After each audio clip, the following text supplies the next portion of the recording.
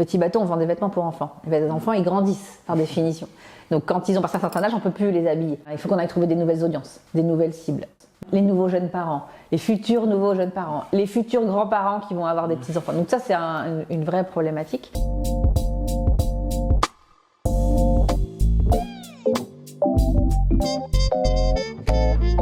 Bonjour à tous, bienvenue dans Product Leader Stories. Product Leader Stories, c'est la web-série qui vient se plonger dans l'univers des plus grands leaders du product management au sein des plus belles organisations françaises. Durant 1 heure, je vais avoir le plaisir d'interviewer les plus grands leaders du produit qui vont présenter leur vision, leur parcours, leurs enjeux d'aujourd'hui et de demain ainsi que leurs challenges. Je suis Martin Canton-Loga, CEO et cofondateur d'Upvisory. Upvisory, c'est une agence conseil spécialisée dans le product management et l'accompagnement produit des grandes organisations. Notre mission, c'est de transformer ces organisations et faire de leurs produits digitaux de véritables succès. J'espère que ces témoignages vous inspireront et maintenant, place à l'épisode. J'ai le plaisir d'accueillir aujourd'hui Barbara Soyer. Barbara, merci beaucoup d'avoir accepté. Merci. Cette invitation, du coup, Barbara, ce que je te propose avant tout, c'est évidemment que tu puisses te présenter pour nous expliquer un petit peu qui tu es et ce que tu fais. Très bien, merci beaucoup. Donc, je suis Barbara Soyer, je suis directrice e-commerce pour la marque Petit Bateau. Je ne sais pas si c'est utile de présenter la marque Petit Bateau, mais c'est une marque de vêtements pour enfants qui a 130 ans, a été fondée et qui vit et qui existe aujourd'hui et produit en France majoritairement. Et ça fait un peu plus de 20 ans, je ne vais pas être trop précise, que je fais du e-commerce et digital puisque j'ai commencé chez Pixmania il y a plus de 20 ans. Qu'est-ce qui t'a mené peut-être que tu nous expliques un petit peu de Pixmania du coup à t'as été chez Sephora, on a collaboré ensemble à cette époque-là, puis chez Petit Bateau. Qu'est-ce qui t'a mené dans toutes ces organisations? Alors, un mélange d'opportunités et de passion.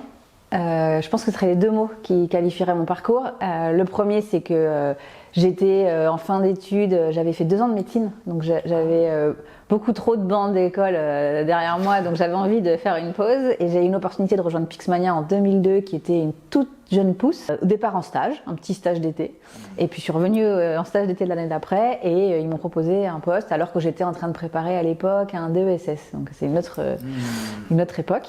Je suis restée un peu plus de 3 ans et ensuite donc j'ai appris, je pense, plus que le e-commerce, c'est-à-dire que j'ai appris le job, le boulot, ce que c'était que de commencer sa première expérience professionnelle. J'ai appris le marketing sur le terrain. J'ai appris l'e-commerce sur le terrain, mais l'e-commerce, encore une fois, des années 2000. Donc, il n'y avait pas Google avec l'ampleur qu'on connaît, il n'y avait pas tous les outils sur étagère qui existent. Donc, on développait vraiment beaucoup en interne. Il y avait une équipe assez importante de développeurs. Et donc, on a vraiment appris en même temps qu'on avançait dans l'aventure du e-commerce. Et puis ensuite, voilà, j'ai repris mes études à l'ESSEC pendant 1 an. Et ensuite, pareil, des opportunités. Donc, j'ai rejoint le groupe Franprix pour développer leur site e-commerce, donc alimentaire. Et puis après, j'ai rejoint d'autres entreprises, toujours sur du digital. J'ai rejoint une boîte de coffrets cadeaux aussi. Et puis, j'ai monté mon entreprise pendant 2 ans et demi, 3 ans avec 2 associés. On avait tenté de faire le Airbnb de l'événementiel pour organiser des événements auprès de comités de direction, COMEX, etc. Ça n'a pas été le succès qu'on voulait, on n'a pas eu ce qu'on atteignait comme cible, donc on a préféré reprendre une activité de salarié et j'ai rejoint Sephora en effet, juste avant le Covid. Groupe LVMH, un poste de directrice e-business Europe Middle East avec beaucoup d'enjeux e-commerce et puis Petit Bateau il y a 2 ans maintenant. Donc à chaque fois, opportunité, passion, produit et e-commerce, c'était les mots d'ordre de ces choix-là. Et justement, on en parlera après, mais un petit focus sur le produit, le e-commerce, puisque c'est quand même ta grande spécialité. Qu'est-ce qui te séduit? Qu'est-ce qui t'a plu? Pourquoi ce domaine-là? Alors, le produit digital, je l'ai vraiment découvert chez Sephora. Et en plus, je sais pas, mais j'ai l'impression qu'on l'a aussi qu'on l'a construit chez Sephora un peu. Alors déjà, en plus, avec Upvisory à l'époque, mais en 2019, il y avait une UX UI designer externe. Donc, pas d'équipe consolidée autour de l'UX UI. Il y avait des product owners, chefs de projet, mais pas vraiment d'équipe produit, et qui s'est construite au fur et à mesure du Covid puis post-Covid, et qui aujourd'hui, je crois, est une belle équipe que vous accompagnez bien avec Upvisory. Pour réussir à faire du business, parce qu'en fait c'est ça l'enjeu, au final c'est de faire du chiffre d'affaires et de faire du business, il y a 3 leviers principaux. Il y a attirer des gens sur notre site. Et ça, c'est tout un travail de trafic. Et là, pour le coup, je pense que beaucoup de sites e-commerce sont quand même très matures sur le sujet et ce marché s'est beaucoup développé, il s'est beaucoup professionnalisé et je pense que et de plus en plus concurrentiel d'ailleurs. Et très concurrentiel, tu as raison. Qu'il y a un vrai sujet sur la rétention client, ça c'est le basique du marketing qu'il vaut mieux fidéliser qu'acquérir, ça coûte moins cher. Donc il y a tout un pan parrainage, programme de feed, offre, etc. Et puis il y a au milieu, il y a quand même... c'est quand même le moment le plus critique où on veut que le client passe d'étape en étape, où il doit mettre sa carte bleue. Donc toutes ces étapes-là, j'avais l'impression, en tout cas en découvrant le produit, que ça avait été un peu oublié, que c'était une évidence qu'il fallait travailler ce produit-là. Aujourd'hui, le trafic coûte de plus en plus cher. La concurrence est tellement rude que faire de la rétention de ses clients et de la feed, c'est de plus en plus compliqué. Et que voilà, il y a au milieu un champ des possibles colossal. Et ce champ des possibles, il peut être travaillé par le produit. Entre autres, évidemment, avec l'offre produit que l'on vend ou l'offre de service, ça c'est évident. La politique prix, c'est évident aussi. Mais en fait, il y a comment je sublime mon produit, comment je fais en sorte que le parcours soit fluide, comment je fais en sorte que les clients ne partent pas de mon site e-commerce ou de mon appli. Et tout ça, c'est pour moi ce qu'on essaie de faire avec le produit. Et de le rattacher au business, c'était une de nos réflexions avant cette interview, mais c'est essentiel parce qu'en gros, si le produit ne travaille pas un parcours et un produit digital efficace, en fait, ça ne sert pas le business. Or, le nerf de la guerre, c'est le business. Donc, tout ça se nourrit et s'alimente de manière plutôt évidente. C'est excellent. Et en plus, je reviens un petit peu dans le passé, mais quand on a discuté ensemble, je t'avais dit, je fais une interview sur les responsables produits dans les grands groupes, on travaille ensemble. Ça m'intéresserait de t'avoir là. Tu m'as dit, ouais, mais Martin, je suis pas un pur profil produit, je suis un profil business. Tu parlais de business. Moi, je suis de ceux qui considèrent que des responsables produits peuvent venir de la tech, ils peuvent venir purement du produit, ils peuvent venir parfois du design, ils peuvent venir beaucoup aussi du business, parfois même du métier. Tu peux nous expliquer du coup comment toi tu te catégorises, pourquoi tu dis que tu as un profil business, comment tu vois l'influence, l'impact du business dans le produit? Alors ça aussi, en faisant des recrutements de product owners, je l'ai aussi beaucoup découvert. Et d'ailleurs, ça a été compliqué de recruter parce que justement, je mettais des contraintes. Et la contrainte, c'était que ce soit des product owners qui travaillaient dans du commerce, dans lequel, à la fin, il y a une vente. Pas de l'info, pas un média, pas un lead, une vente. Parce qu'en gros, quand les gens doivent sortir leur carte bleue, quelle que soit la démarche, il y a 20 ans comme aujourd'hui, ça reste toujours un moment anxiogène, c'est le moment critique en fait. C'est là où on a le plus de déperdition. Donc si le responsable du produit, donc ce fameux product owner, ne comprend pas comment faire en sorte de faciliter cet acte, s'il n'est pas conscient qu'il doit tout faire pour que le client ne le sente pas passer, en fait, que ça soit hyper indolore, et en fait, pour moi, il loupe quelque chose.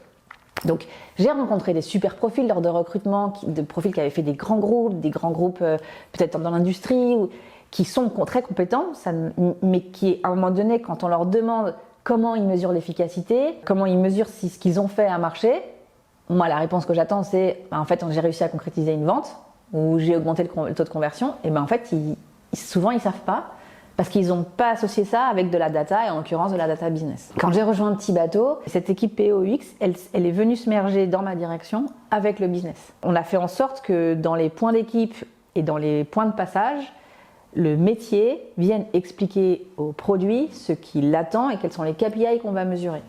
Et donc, encore une fois, que le produit comprenne de quoi on parle. Et je me rends compte que c'est difficile en termes de culture, parce que même chez Petit Bateau, qui est une petite équipe, encore une fois, nous on se dit qu'on est quand même presque une PME, hein, on a beau être quand même très connu, et vieux, avec nos 130 ans, on est une petite équipe.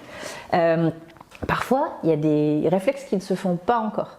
C'est-à-dire que les gens vont aller voir l'IT, ou vont aller voir la tech. Non, aujourd'hui, les personnes qui sont responsables de ce site e-commerce, mobile, app, etc., c'est le responsable du produit. Le produit, c'est ça en fait. Et ça, on essaye petit à petit de l'insuffler chez Petit Bateau, mais c'est une culture qui met du temps à être appréhendée. Ça, c'est des réflexions sur lesquelles on est en train de travailler. Le CRM, typiquement.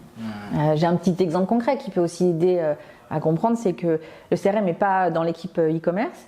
Okay. Sauf que quand on regarde le parcours sur le site, le CRM est pas hyper visible. En tout cas, quand je dis CRM, programme de feed. On n'a pas forcément les arguments tout de suite qui nous expliquent pourquoi j'aurais intérêt à créer un compte et à m'encarter. On n'a pas forcément post-achat les points que j'ai gagnés. On n'a pas forcément sur la fiche produit le nombre de points que je vais gagner avec ce produit, etc.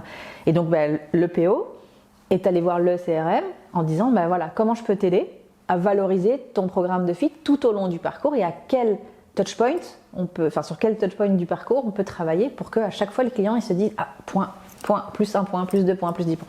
Et donc ça on est en train de l'initier, ça a commencé la semaine dernière. L'objectif c'est d'améliorer le taux d'encarté et d'améliorer le taux de clients fidèles.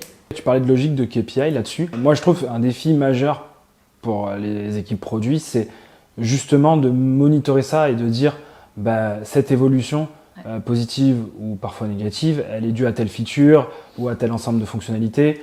Pourquoi, comment? Est-ce que vous arrivez quand même à définir ça, à isoler quelque part la performance du coup du travail? En fait, ils ont pas le choix parce que souvent, comme dans beaucoup d'entreprises, il y a beaucoup d'idées, il y a beaucoup de sujets et il y a un problème de prio. Ouais. Alors, soit pour des raisons financières, ce qui est le cas chez beaucoup, qui est une contrainte, soit de bande passante de people, qui est souvent d'ailleurs assez lié. Et donc, à un moment donné, je leur dis, voilà, entre ça et ça, comment on va faire pour décider? Donc, on a travaillé, entre autres, avec Upvisory, mais aussi avec d'autres personnes de l'équipe, sur comment on fait pour... Évidemment, chacun va prêcher pour sa paroisse. Comment on fait pour arbitrer entre deux sujets? La seule chose aujourd'hui pragmatique qu'on doit mettre en place pour arbitrer, c'est d'avoir du KPI, de la data. C'est ça sur lequel, moi, au départ, souvent, je les contrains, mais c'est pas, je suis pas un bourreau, mais je les conditionne à se dire, c'est quoi l'analyse que j'ai faite à l'instant T qui me fait dire que ce sujet, il est prioritaire par rapport au sujet du voisin. Et donc, c'est ça l'argumentaire qu'ils doivent amener. Et je pense que clairement, ça aide. La page produit, par exemple, qui est un sujet d'actualité. La page produit, on s'est dit, il faut la travailler. Pourquoi ? Parce que le taux de passage, il n'est pas dingue, parce que les gens ne scrollent pas suffisamment, et parce qu'aujourd'hui, il y a quelques standards marchés qu'on n'a pas mis sur cette page. État des lieux. Premier état des lieux, quantitatif, chiffré. Donc là, on a fait appel à la data, à la web analyse, qui nous a sorti une super analyse en disant, voilà, on voit que les gens sur mobile, sur desktop, ils ont fait ça, pas ça, ils n'ont pas vu ça, etc. Plus analyse de parcours. Et on a fait des points en disant, ça, il faut vraiment qu'on travaille. On a fait un bench. Donc tout ça, on le monitor, on le mesure. Et l'objectif, c'est quoi? C'est que derrière, on doit améliorer le taux de passage, on doit améliorer le taux de scroll. Et il y a un troisième KPI qui doit être très lié au chiffre d'affaires derrière de taux de conversion. Donc voilà, on verra dans le rétroviseur, quand on aura lancé notre nouvelle page, si oui ou non ça a répondu au KPI qu'on s'était mis en amont. Tu parlais de matrice Rice, tu parlais de priorisation. Je pense que c'est un gros enjeu quand on fait du produit. Il y en a d'autres bonnes pratiques aussi. Quelles sont les bonnes pratiques? Quelles sont la démarche produit que vous avez mis en place chez Petit Bateau? Est-ce que tu peux nous donner des exemples peut-être qui fonctionnent, dont vous êtes fiers? L'équipe produit chez Petit Bateau, il y avait 2 product owners, donc c'est une petite équipe encore une fois. Il n'y avait pas forcément de méthode agile bien implémentée. Donc quand je suis arrivée, on a travaillé avec une coach qui nous a expliqué d'abord ce que c'était que l'agilité, en quoi ça allait nous servir à améliorer notre delivery et en quoi aujourd'hui il nous manquait des trous dans la raquette pour faire quelque chose de bien cadré. Mais pas by the book, c'est-à-dire pas un truc bien adapté à notre exactement, bien adapté à nos contraintes, bien adapté à notre taille. C'est important. Oui, parce que en fait tout de suite elle a commencé à me dire il vous manque un scrum, il vous manque. Et là j'ai dit non, alors lever de bouclier c'est pas possible. Qu'est-ce qu'on peut faire avec l'existant? Donc pendant, on va dire je crois que c'était de juillet à décembre, elle a audité, elle a interviewé les métiers et les parties prenantes. Elle a fait des ateliers de co-construction, elle a expliqué les différentes instances. On a fait des pitch my job aussi. Moi, j'ai demandé à chacun de mes équipes, qui étaient souvent un peu obscures, de se présenter dans une instance plus globale en disant c'est quoi mon job, c'est quoi mon objectif, en quoi je peux vous aider. Et puis, à partir de janvier, c'était 2023, donc maintenant ça fait un peu plus d'un an qu'on est dessus, on a vraiment mis les bonnes cérémonies, les bonnes instances, avec les bonnes personnes, les bons docs, les release notes, les sprint planning, voilà. Et on a construit tout ça qui n'existait pas et donc qui a permis de mettre du cadre. Et puis on a fait un step à 6 mois pour se dire est-ce qu'on a des choses à améliorer, à changer. Et moi je leur dis toujours il n'y a rien de figé. On est toujours work in progress. Je leur dis toujours moi pas de problème, vous proposez une autre organisation, je la prends, je veux juste qu'elle me montre son efficacité ou en tout cas qu'on mesure l'efficacité. Donc on a déjà renforcé cette équipe avec quelqu'un qui faisait de l'UX. Vous nous avez d'ailleurs hyper bien accompagnés là-dessus. Ça nous a permis de nous dire qu'est-ce qui nous manquait vraiment et quel type de profil il nous fallait. Donc on a eu la chance d'avoir Antoine avec nous pendant quelques mois. Et puis on a du coup recruté. Et pareil en product owner avec encore une fois un mindset très e-commerce, très business. Qui nous a aussi aidé à mieux cadrer, à mieux structurer ce qu'on voulait faire chez Petit Bateau. Donc dans les bonnes pratiques, c'était d'avoir les bonnes personnes avec les bons profils. Et parfois, un peu, c'est vrai, le mouton à cinq pattes. Là, vraiment, le point d'amélioration qu'on a à faire, on en a deux. Le premier, c'est que les gens comprennent vraiment, encore une fois, ce que c'est qu'un product owner et qu'il est le point d'entrée de toute demande. Et le deuxième, c'est est-ce qu'on travaille en splittant le site, ou enfin en tout cas, oui, le produit en deux, c'est-à-dire est-ce qu'il y a quelqu'un qui est plutôt sur le compte client, le programme de feed, etc. Est-ce qu'on fait des features ou pas? Ça, aujourd'hui, on n'est pas encore complètement calé. Tu me disais petite équipe, 2 products, quand même dans un retailer qui est quand même important, qui a une certaine renommée en France. Comment tu vois les choses? Enfin, est-ce que c'est une complexité? Est-ce que c'est plutôt un élément facilitant? Parce que j'imagine que du coup, ces 2 products ont potentiellement beaucoup de parties prenantes. Alors j'imagine que toi aussi t'opères, mais beaucoup de stakeholders, des décideurs qui viennent avec leurs injonctions. Voilà, comment ça se passe? Alors, peut-être que justement que tout le monde ne soit pas complètement à l'aise et ambiancé sur le rôle du product owner fait qu'on a moins de parties prenantes que ce qu'on pouvait avoir chez Sephora. Ça fait peur. Mais du coup, c'est bien et c'est pas bien. C'est bien parce que de toute façon, on ne pourrait pas absorber tout. Et en même temps, c'est pas bien parce que c'est une culture du produit qui n'est pas encore hyper qui est un peu en vulgarisée. Exactement. Donc, de toute façon, ces 2 PO, il faut aussi les mettre au regard de qu'est-ce que j'ai en tech, en dev, qu'est-ce que j'ai en chef de projet, parce qu'il y a aussi des chefs de projet. Donc à un moment donné, il faut un équilibre. S'il y a 5 chefs de projet, que 2 PO et 8 devs, on a un problème d'équilibre. Donc ce qu'on a essayé aussi de travailler, c'est cet équilibre. Pour que, en fait, il n'y ait pas un entonnoir où il y ait 10 000 entrants et puis que 2 sortants parce qu'on ne peut pas l'absorber. Donc ça, on a essayé de le calibrer. Il y a encore un peu de choses à améliorer aussi là-dessus, mais on travaille.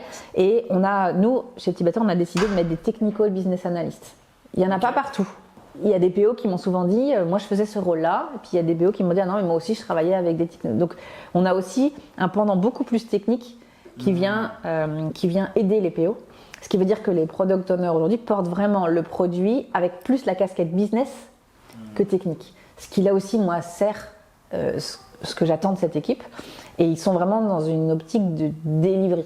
Donc on les a plus mis vraiment, ces PO, dans un rôle de business que de tech. Discovery, stratégie et delivery de l'autre exactement. côté. Beaucoup de discovery aussi, exactement. Avec l'UX aussi, ça c'est très utile. Maintenant, ce qui est vraiment bien, c'est que c'est elle qui anime quand même, je dis elle parce que c'est les femmes, mais c'est elle qui anime toutes les instances avec les devs, beaucoup. C'est elle qui les challenge, c'est elle qui remet en question le Scrum s'il ne joue pas assez son rôle. Donc voilà, elles ont cette expertise qui leur permet d'être efficace avec et le métier et le dev. Donc je comprends que chez vous, il y a un ou des Scrum Masters, ça tu m'expliqueras peut-être, il y a des UX, il y a ces technical BA.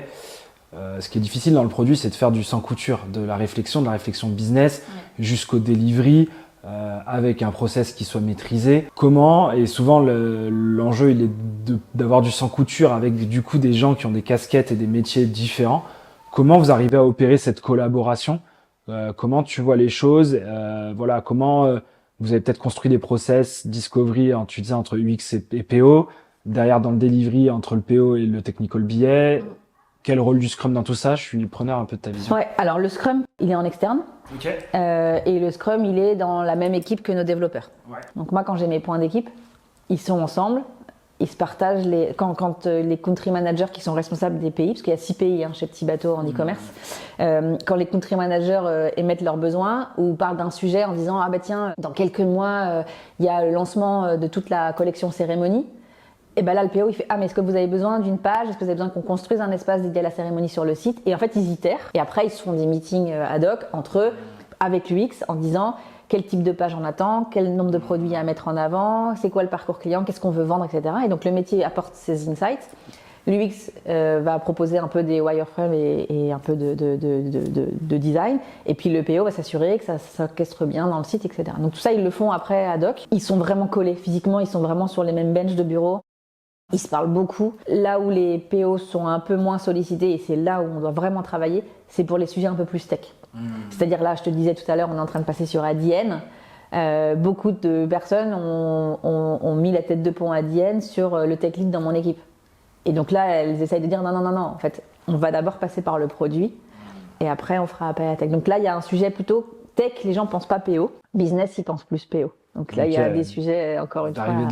Créer de la transversalité. Exactement. Dans les techs, et après, encore une fois, c'est elle qui anime beaucoup des instances de notre dispositif agile.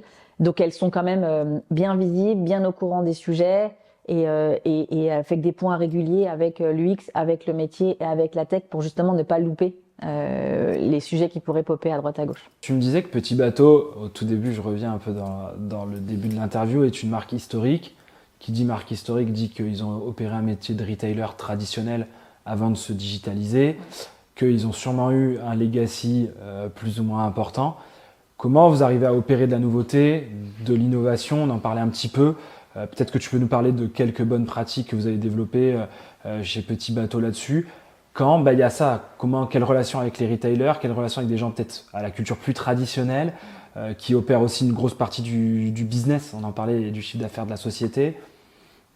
Peut-être qu'il y a eu du coup un héritage aussi à la fois culturel et à la fois peut-être technique, fonctionnel. Sur ces aspects-là, comment tu vois les choses? C'est vrai qu'avec 130 ans derrière nous, il a fallu un peu moderniser tout ça. Le digital, il était a priori quand même assez en retard avant Covid.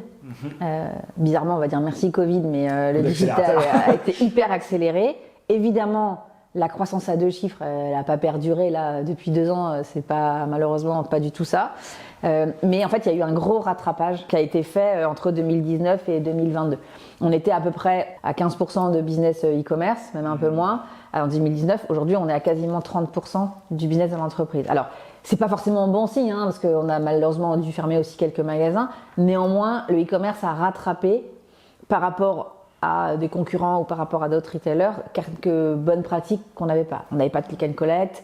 Du coup, on en a profité pour mettre du stock unifié et du ship from store. On avait pas un gros développement de commandes sur tablette en magasin et ça marchait très mal. Quelques sujets comme ça où il y avait un gros rattrapage à faire. Donc il y a un gros coup d'accélérateur qui a été mis entre 19 et 22 sur ces sujets-là pour aussi digitaliser en point de vente, digitaliser nos magasins. Alors ça vient aussi pour le coup vraiment du top management.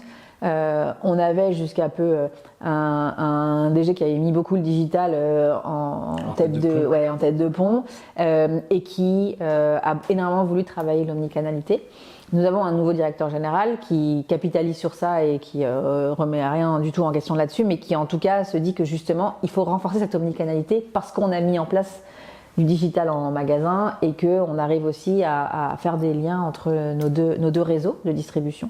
Donc ça, on le travaille et c'est ce rattrapage qui nous permet d'avoir un peu cette petite longueur d'avance. Et puis dans les magasins, on sent qu'il y a une super envie parce qu'elles savent que les clientes, souvent elles nous l'ont dit, j'ai rentré des responsables de magasins la semaine dernière, elles nous disent que énormément de clientes viennent avec leur téléphone pour leur montrer la page qu'elles ont vue sur le site, que énormément de clientes viennent pour leur demander des infos sur le site. Donc elles sont pas réfractaires du tout à ça, au contraire, elles sont très contentes de voir qu'on arrive aussi à créer des ponts. Après, à nous de renforcer ça, c'est-à-dire à nous de faire encore plus de drive to store, encore à nous de les aider à avoir plus de trafic. C'est aussi le nerf de la guerre en retail, parce qu'on retrouve pas des niveaux de trafic qu'on avait avant Covid. Donc voilà, leur donner vraiment les raisons de pourquoi un client omnicanal a beaucoup plus de poids. Il a plus de valeur, il vient plus souvent, il a une lifetime value beaucoup plus importante. C'est en leur expliquant ça qu'on va réussir encore plus à les embarquer avec nous dans cette démarche digitale. Leur connaissance de ce que c'est que le produit, tout ça, elles l'ont pas forcément, mais est-ce qu'on est obligé d'aller jusque-là? Je suis pas sûre. Par contre, de les faire prendre en main les bons outils, de leur expliquer comment marche le site e-commerce, parce que sur les tablettes, elles doivent emmener leurs clientes sur le site pour leur faire acheter un produit qu'elles n'avaient pas sur le magasin, dans le floor, ça c'est important.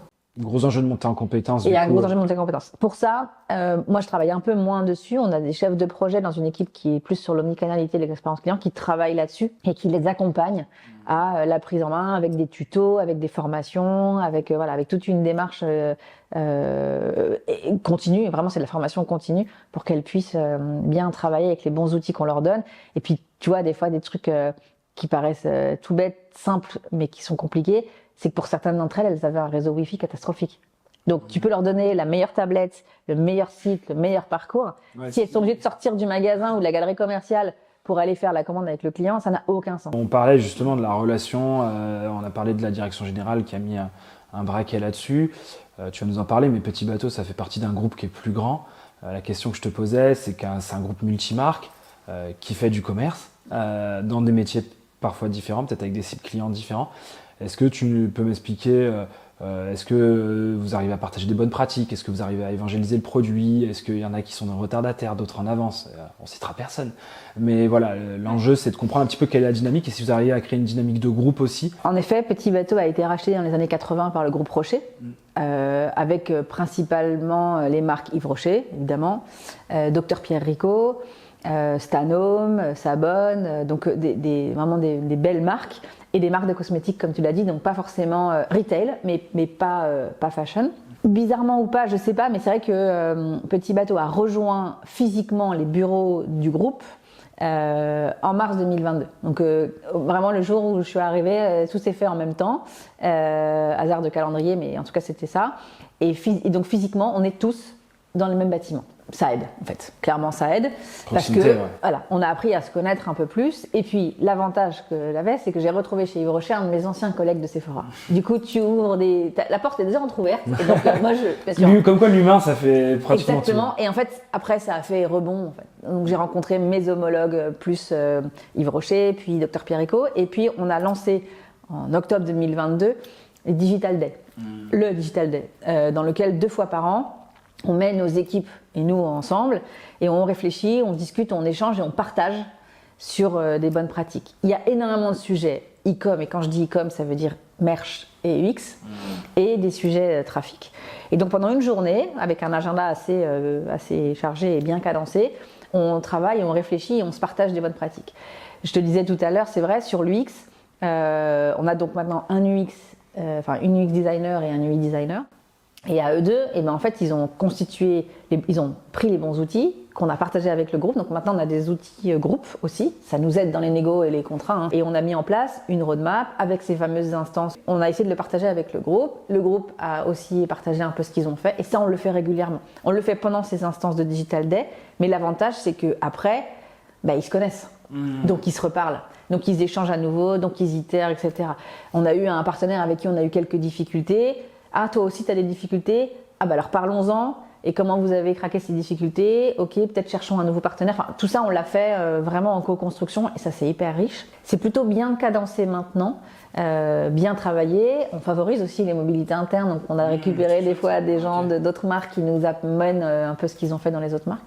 Et donc ça, on le fait de plus en plus souvent et ça nous aide énormément, mais vraiment. C'est-à-dire qu'en plus, il n'y a pas ce filtre de je peux pas trop te dire, c'est un peu confidentiel. Là, on s'en fiche. D'abord, on n'est pas sur les mêmes industries et dans le même groupe. Une question que j'aime bien poser quand même, c'est ta vision sur les tendances, l'avenir peut-être du e-co global, l'avenir peut-être du digital et du produit chez Petit Bateau ou au sein du groupe Rocher. Voilà, j'ai envie de t'interroger sur tout ça, sur le futur, l'avenir, comment tu vois les choses. Je suis assez basique et dans le contexte qu'on vit, hyper pragmatique. J'ai un enjeu, c'est de faire en sorte que je trouve de nouveaux clients. Encore une fois, si on se raccroche à des fondamentaux, Petit Bateau, on vend des vêtements pour enfants. Les enfants, ils grandissent par définition.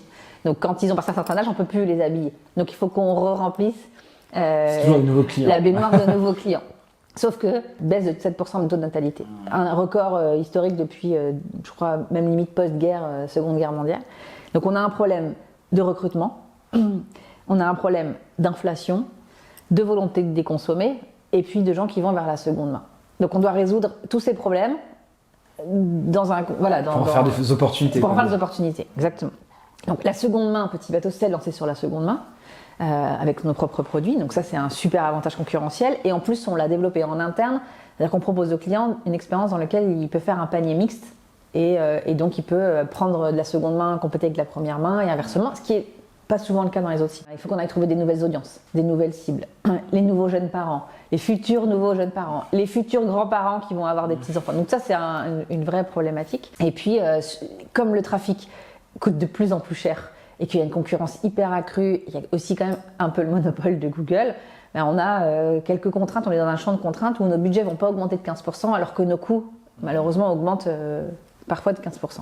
Donc on va devoir travailler encore plus et se centrer encore plus sur l'expérience client et en particulier sur le parcours et en particulier sur notre produit, faire en sorte que notre produit digital il soit le plus parfait possible, ou en tout cas le plus friendly possible. Et donc pour faire tout ça, on a mis énormément l'emphase sur l'UX, beaucoup, ça va être nos enjeux, et sur le contenu. Et donc dans les tendances qu'on voit, mais encore une fois, je pense que 100% des participants à ton interview te l'ont dit, ça va être l'IA. Mais en fait, ça part dans tous les sens, honnêtement. Je te le disais tout à l'heure, il y a un board qui est monté au niveau du groupe Rocher. On se rend compte qu'il faut vachement canaliser. Parce que tout le monde a envie de faire de l'IA, tout le monde a plein d'idées, mais au final, quand il faut vraiment l'opérer, c'est pas si simple que ça. C'est simple, c'est coûteux. Et c'est coûteux. Donc le but, c'est de faire l'arbitrage entre le temps passé et le coût au final. Donc tout ça, on est en train de le structurer.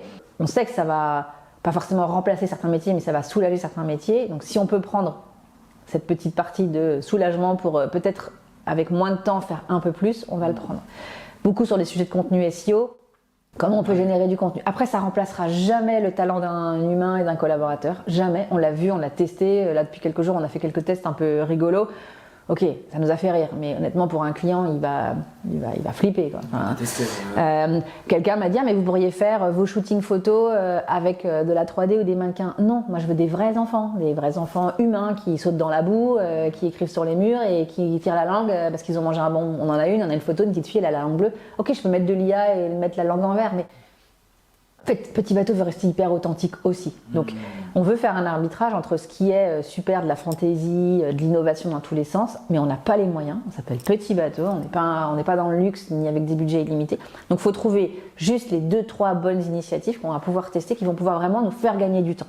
Et on évite de s'éparpiller parce que sinon, on va se perdre. Et pour moi, on va se perdre. Donc, on va recentrer. Barbara, écoute, on arrive à la fin de notre échange ensemble. Est-ce que tu as un petit mot de la fin, quelque chose qu'on n'a pas évoqué, que tu avais envie d'évoquer? Je laisse toujours quand même une petite porte ouverte. J'ai l'impression d'avoir dit beaucoup de choses déjà. Moi, je suis hyper enthousiaste sur ce qu'on peut faire. Le contexte, il est vraiment compliqué pour les retailers, pour la mode, pour la fin d'enfant. Mais il y a une énergie incroyable, il y a une envie incroyable, il y a des opportunités incroyables. Et puis surtout, comme je te disais au début, on a une marge de progression assez forte encore, on peut toujours s'améliorer. Et donc voilà, on a beaucoup de projets, on a beaucoup rationalisé, mais on en a encore beaucoup. Et je suis hyper optimiste sur ce qu'on va pouvoir faire pour Petit Bateau, pour le produit en général. Et gros sujet d'acculturation, ça va être un peu mon cheval de bataille cette année. Ton fer de lance. Bah oui, parce que c'est passionnant de pouvoir partager ce qu'on aime et ce qu'on sait faire a priori pas trop mal, et le partager avec des équipes qui vraiment comprennent pas, connaissent pas et puis ont d'autres priorités. Et dans les deux sens. Moi, j'apprends beaucoup de choses aussi des équipes retail, donc je trouve ça hyper important. Et plus on arrivera à se comprendre mutuellement, plus je suis persuadée qu'au final, on servira à notre client. C'est super intéressant. Merci encore. Merci Martin. Ton témoignage authentique, réaliste et plein d'optimisme, comme tu le disais. Donc ça, je trouve ça vraiment, vraiment chouette. Merci Barbara une nouvelle fois. Merci d'avoir écouté cet épisode. Si cet épisode de Product Leader Stories vous a plu, je vous conseille de vous abonner à votre plateforme d'écoute favorite, telle que YouTube, Spotify. Ça vous permettra d'être alerté et de pouvoir visionner automatiquement les prochaines sessions. Si vous rencontrez une problématique produit ou autour de votre organisation produit, Upvisory et moi-même, nous tenons à votre disposition pour échanger sur le sujet et ça sera un grand plaisir de vous accompagner. Et on se dit à très bientôt pour un prochain épisode de Product Leader Stories. Allez, bye!